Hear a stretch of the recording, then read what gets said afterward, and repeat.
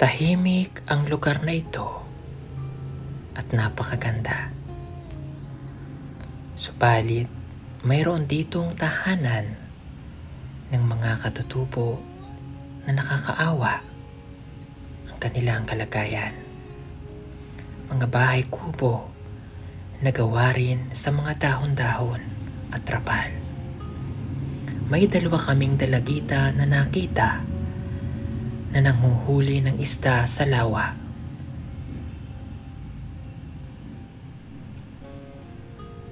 Magtatanghalian na kasi at wala pa daw silang ulam.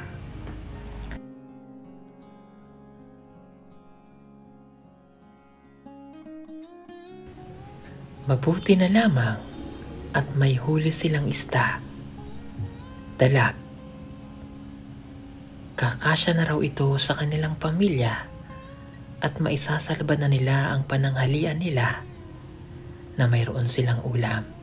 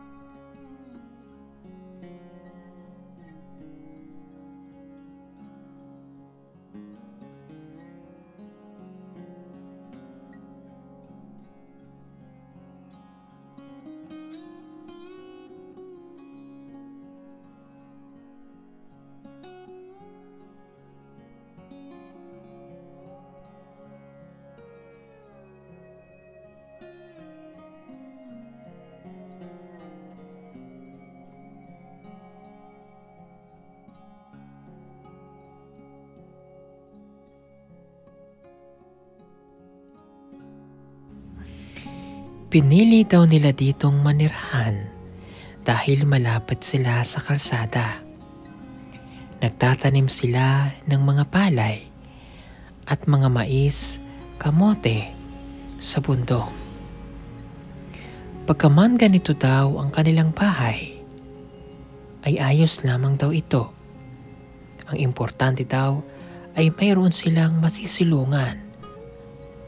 Ang dalawang bata ay maglilinis ng kanilang kinuhang isda at iluluto nila ito upang sila ay makakain.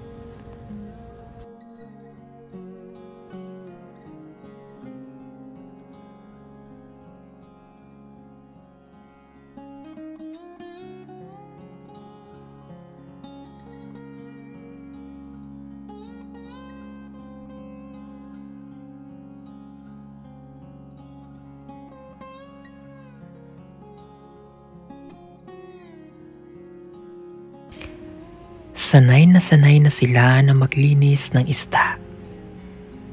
Alam na nila ang kanilang gagawin.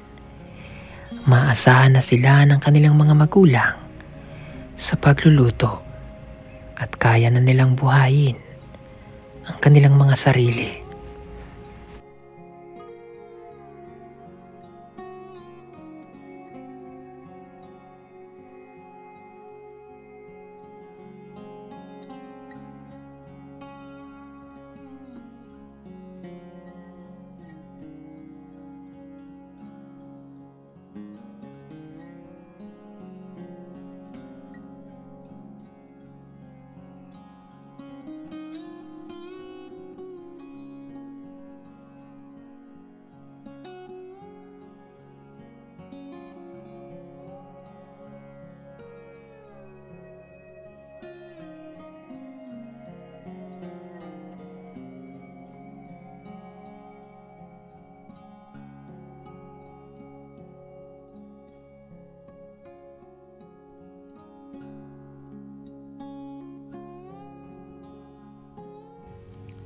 Siya po si Alang. 10 years old na ang batang ito. Pangarap daw niya na maging nurse balang araw upang makatulong siya sa kanyang mga magulang. Subalit ang mga pangarap niyang yon ay mahirap daw abutin dahil sa estado ng kanilang pamumuhay. Paano nga niya maaabot ang kanyang pangarap kung wala silang kakayanan na makapag-aral?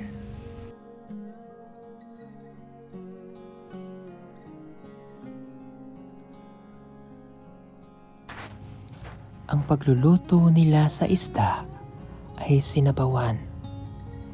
Wala man lang itong asin at pangpalasa.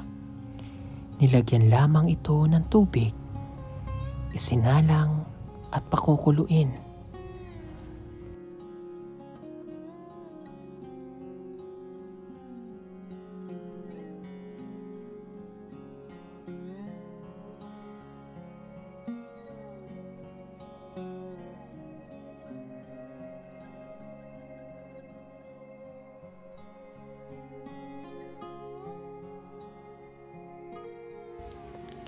Binigyan na rin namin sila ng bigas at ilang grocery.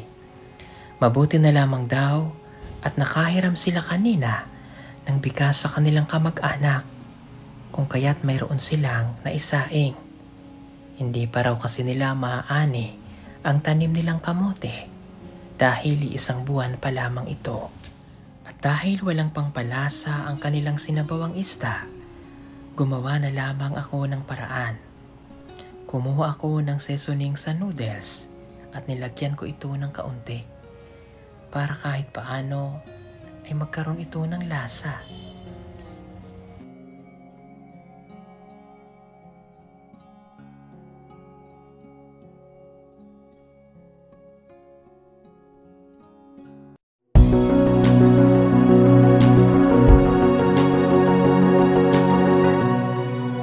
Sir, magandang araw po sa inyo lahat mga kababayan. At yun nga, nakita namin ang bahay na ito ng mga katutubo dito po sa lugar ng Salaak pa rin.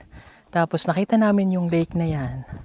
Yung dalawang bata kanina, nakita namin na nanguhuli ng isda.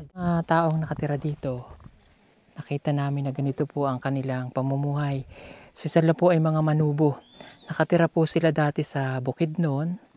At ang sabi po nila ay dito sila na tumira kasi nandito yung pamangkin nila at yung pag-uuma. Kita nyo ito, tinataniman po nila yan ng mga palay, yung native na rice. So para pangkain nila, tapos mga kamote. So kung makapansin nyo yung mga bahay nila, bakit ganito? Dahil wala po silang kakayanan na magkaroon ng mas maayos na bahay dahil wala silang pera. Kaya ganito. Meron po silang isang bahay pa. Ayun. So, dalawang bahay yung kanilang ginawa dito para maging tirahan po nila. At sa itsura ng pamamahay nila, yung katulad din ng mga nakikita natin, yung mga dahon-dahon lang. Yan, katulad nito. May trapal at mga dahon na katulad noon. Yan po sila nakatira. Ngayon, itong pamilyang itong mga kababayan, inalam na namin yung istorya nila, no? At napag-alaman namin na sila ay wala talagang kakayanan mga kababayan na magkaroon ng mas maayos na tahanan. So aalamin namin kung sila ba ay permanente nang titira dito para mabigyan po natin sila ng mas maayos na tahanan. Kayo ba na dito permanente nang titira? Ate, permanente titira dito? Ha? Permanente na? Di na kayo alis dito? Hindi na?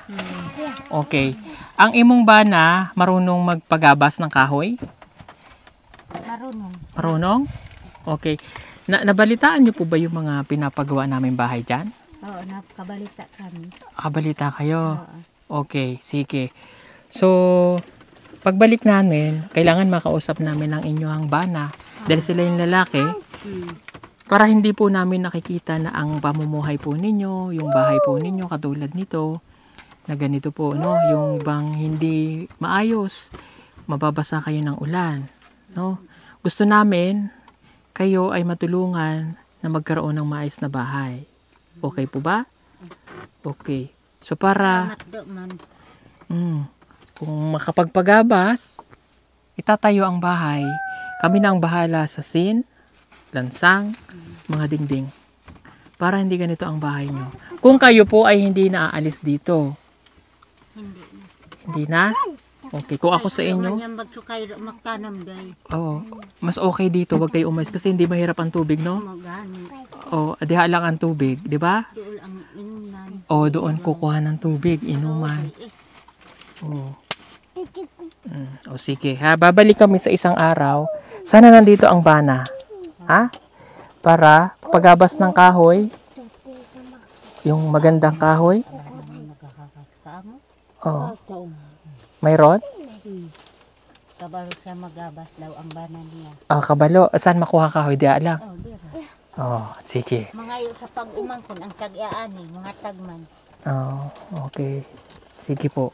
Gagawin natin yan mga kababayan para matulungan po natin sila na ang kanilang bahay ay hindi na po ganito. Natin yung isang bahay po nila. Halika.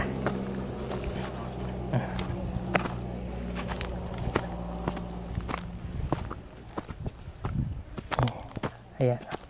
Oh, okay. Akyat kayo, akyat. Sa itsura ng bahay po nila mga kababayan, no? Kung tayo yung tatanungin natin, paano tayo makakatulog sa ganitong bahay? Paano tayo makatulog sa gabi na malamig, maanggian ka ng tubig, tapos sila okay lang. Yung ganitong bahay na napakahirap, maliliit na kahoy. So kaya ganun na lang po yung kagustuhan namin ng team, na wala kaming makikitang magganitong bahay, na kapag dumaan ka dyan sa kalsada, pakita mo sis yung kalsada. Ayan o. Yan po yung kalsada, maayos na yung kalsada, pero sa mga matatanaw mo at kung may makakapasyal sa lugar na ito na malayo, talagang maawa po kayo sa sitwasyon nila. Makikita nyo na ganito ang bahay. So para wala na tayong makikita na ganyan na bahay, paunti-unti tayo na yung gagawa, tutulungan natin sila na magtutulungan na maisaayos po yung pamumuhay nila na hindi na ganito ang kanilang bahay. Tingnan nyo po oh. Pero sanay po sila dito at hindi naman natin sila masisisi kung bakit ganito lang po yung kanilang bahay, dahil yun lang po yung kaya nila.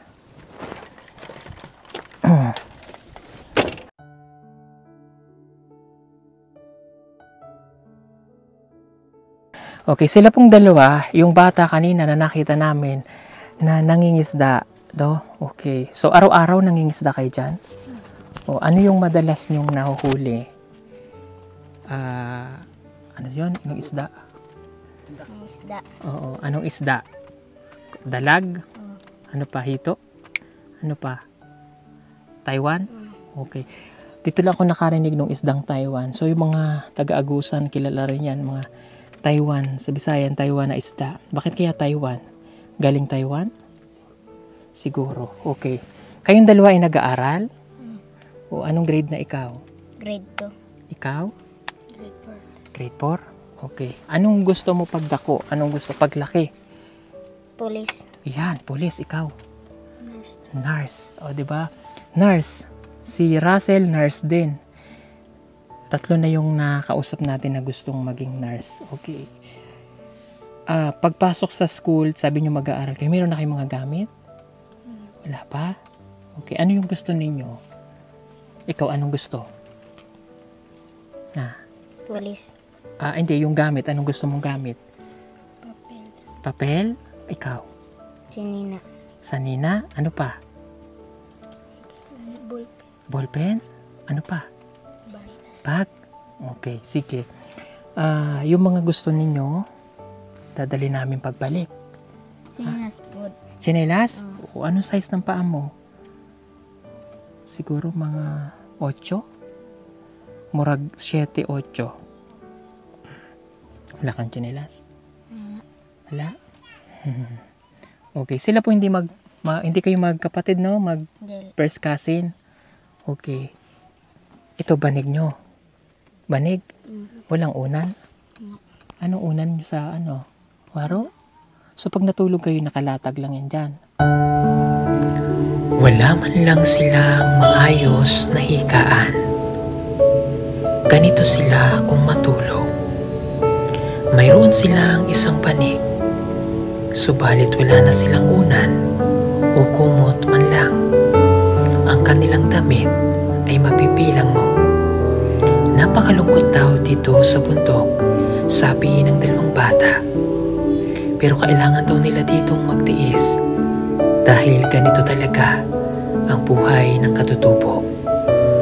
Kaya pinipilit daw nila na sana ay mapagtuloy nila ang kanilang pag-aaral, makatapos ng guro at nurse balang araw. Mga sanina, ito na. Kabalo. Kabalo, naintindihan mo? Sanina? Okay. So gusto nyong magkasanina? Mga damit? Ha? Okay. Pagbalik namin, dadalan ko kayo ng bag, gamit sa school, ano pa? Ballpen, crayola, notebook, para pagpasok nyo, mayroon na kayong gamit. Ha? Oh. Pero dapat, mag-aral kayo mabuti, ha? Mag-eskwela og tarong para matupad nyo ang pangarap, ha? Okay. Pila edad mo, Day? 10. Ikaw? 9. Ano ang pangalan mo? Baby. Baby, ikaw? Alam. Alang? Alang? Iba yung pangalan niya, no? Alang. So, yung pangalan niya, ipinangalan pa rin sa lumad. Yung sa katutubo. Kasi yung iba yung pag-aalang, siya medyo modern. Baby. Alang. Anong spell ng alang? Anong spell ng pangalan mo? A L A N G? Alang? Ha? As in alang. As in alang? Alang? Ano apelyido? Tiklonay. Ha? Tiklonay. Tiknunay? Tiklonay. Tiklonay. Oh, okay. Katutubo. Ikaw, ano apelyido mo, be? Tiklonay yan. Tiklonay gyapon. Okay. Parehas sila ng apelyido. Okay, mag-aral mabuti, ha? Tapos, kailangan matupad niyo yung pangarap para mabago ang buhay, ha? Kasi kung hindi tayo mag-aaral, paulit-ulit na mangyayari yung kahirapan. Oh, isultid ako, Kuya Eli. Kanang kung dili daw mag-eskwela, ang kalisod sa kinabuhi, magbalik-balik lang hantod sa mga anak ninyo. Di ba? Gusto nyo ba na ganito palagi ang magiging buhay? Hindi. Hindi, di ba? O, gusto nyo ba na ang mga katutubo ay habang buhay, naghihirap? Di ba hindi? So, kailangan mabago natin ang buhay nyo. Ha? O, paano natin gagawin yon? Kung pinag-aaral tayo ng parents, suklian natin ang kabutihan ng pag-aaral. Sulte. So, sa eskwelahon daw sa atong mga ginikanan, ato daw balusan o taro nga pag-eskwela. O sige, babalik na lang kami para madalhan ko kayo ng mga kailangan nyo, ha? Okay. O, halika na, baba na tayo doon. Para makakain na kayo, ha?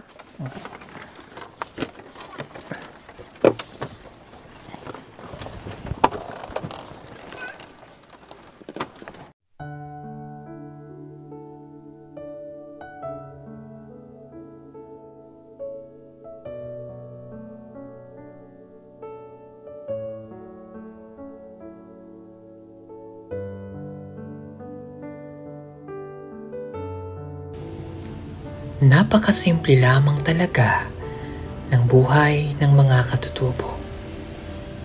Nagagawa nila ito ng normal para sa kanila.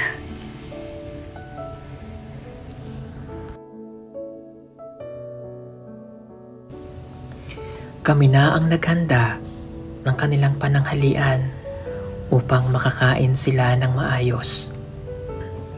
May dala rin kaming hotdog na iluluto ko para sa kanila upang matikman ito ng mga bata.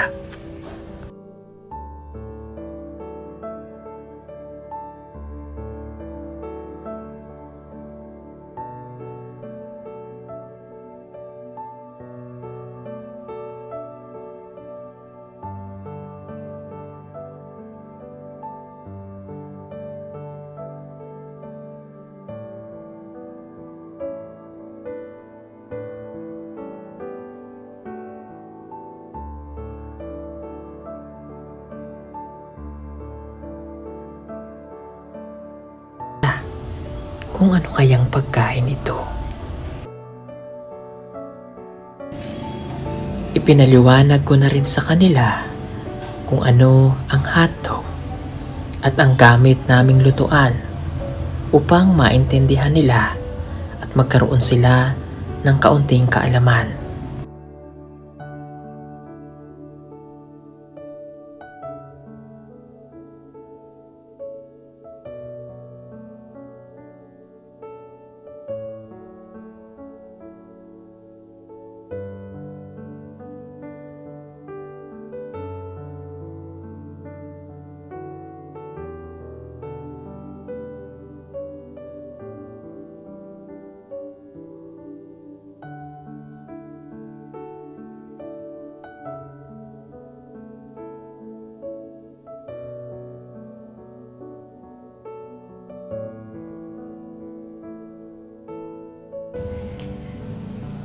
Nakakatuwang tingnan na habang ako ay nagluluto, ang mga bata ay tahimik lang nanonood.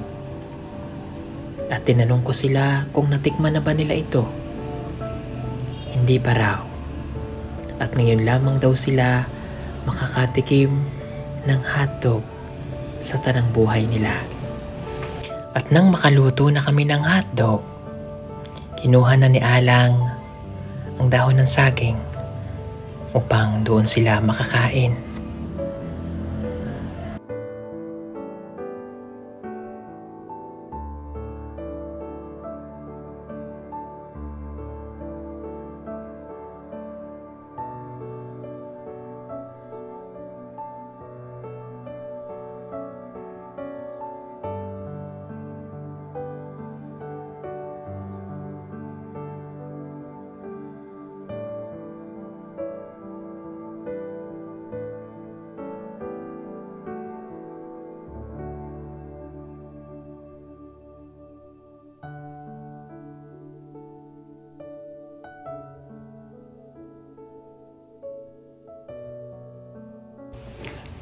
Masaya ako na pinagsisilbihan ang mga katutubo.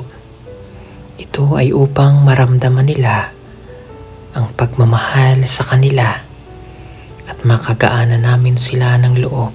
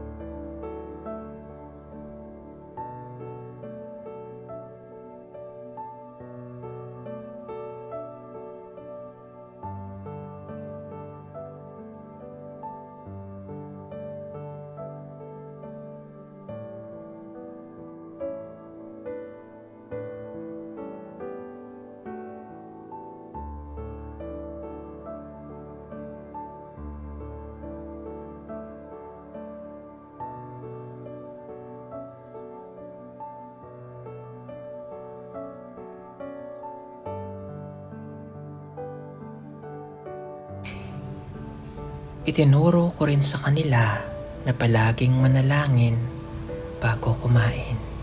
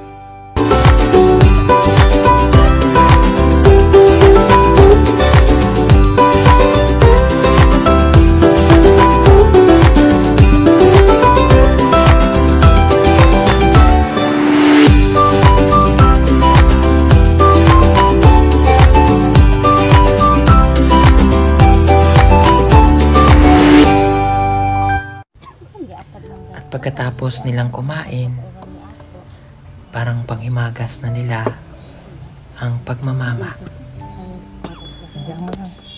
Kaya't binigyan ko sila ng pagkakataon na gawin ito bago ulit namin sila kausapin.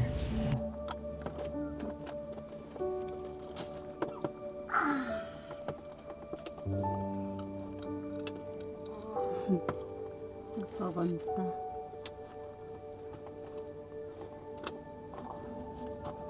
Apog. Karon ay may usa si kasi kukuy ay yan diyan. Wa man. Hirap ka na sila. Hindi mo ko na lalo Po ba kayo? Busog? Oh. Okay. Si Ate Jinky po ay wala kanina nung dinat na namin ng mga bata, no, dito sa kanilang bahay. So, pasensya na ulit kayo kung naabala namin kayo. Ano po? Okay? Nakita kasi namin ang itsura ng pamamahay at ang itsura ng buhay niyo dito. Lisod? Lisod. Si Ate Jinky ang nanay po itong mga bata na ito, no? Ang trabaho, nag-uuma. Mga kinakain nyo din po kamote. Karlan, kamote. Okay. Sige. Sana yung mga bata, sila po mapag-aral. Makapag-aral kayo, ha? Oh, mag-eskwela, ha? Pagpatuloy ang pag-aaral, gustong maging nurse at saka maging maestra ang isa. Oh, okay. Meron kami ibibigay na tulong para sa inyo, cash donation. So, bigay ko ito. Galing po ito kay Tita PB Angels, ang 5,000. Maraming salamat po, Tita PB Angels. Kanina, tig 500 kayo, ha? Bili kayo ng mga gusto nyo, ha? Oh, yan. At tapos may bigas na dyan, tsaka mga ilang pagkain. Ano? Oh, mag-ingat kayo dito, ha? At maraming salamat sa pagpapatuloy sa inyong maliit na tahanan. At pasensya na ulit po kayo sa aming abala. Ha? Okay, maraming pong salamat mga kababayan. God bless po sa inyong lahat.